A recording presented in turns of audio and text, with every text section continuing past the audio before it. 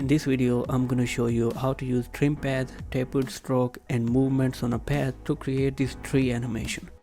First of all, we need to create stem and branches. Just select the pen tool and draw a curve path. Set the fill to null and stroke width to any value for now.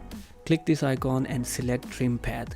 It allows you to animate paths by playing with these properties. Set the keyframes to create a simple growth animation. Go to stroke and then taper. You can play with these properties to create sharp ends of the stroke. You can also use the ease property to make the ends a bit smoother. The stroke size needs to be 0 in the start, so add the keyframes for that. You can create all the other branches using the same method. Now we have to make the branches move up as the main branch or the stem grows higher. For that, we need to go to the stem shape layer, the shape, path, and copy the path. And paste the path to the position property of the branch layer. Now the branch is moving on the path. Now we don't want it to follow the complete path and go all the way up, just until here. So just stop here and add a keyframe and remove any other keyframes that come after it. Use the same technique to create leaves and make them follow the branch's path.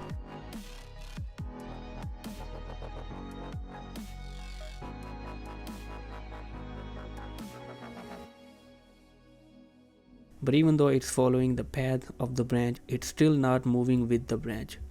That's because the branch itself is moving. So just connect the leaf to the branch and now it will move with it. Follow the same procedure for all the other leaves.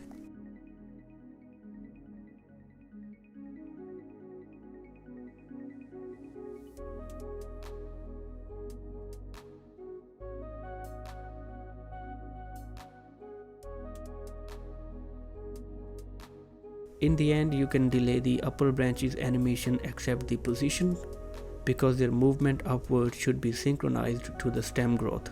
And because the movement of the leaves need to be synchronized with the branch growth, we need to delay their position as well.